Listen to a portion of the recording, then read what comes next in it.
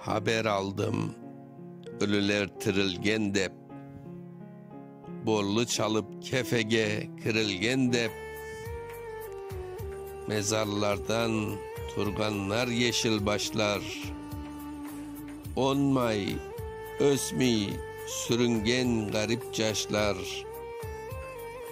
kol baskanlar kurganga, sırga cetip, tilde, işte, birlikte yemin etip, biraz evvel öz atın ilalmagan, holluğunu oylap da utanmagan,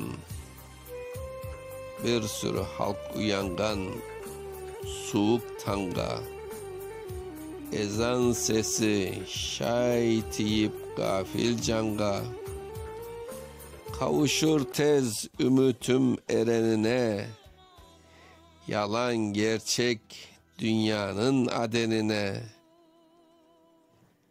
Tuyganlarım hep aytmak küç bolacak, kuvançlarım şeytanga tuyulacak.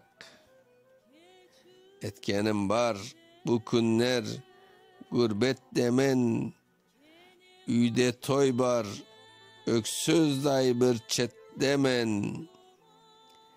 Tek bir ricam var curtnun her celine, gurbet elinin şu soğuk eceline. Borlu çalıp gönüller taşkan vakit, çalgı sesi çatırını aşkan vakit, men de mundan azgana eşiteyim. Azrail'ge ah demiş şay ketiyim.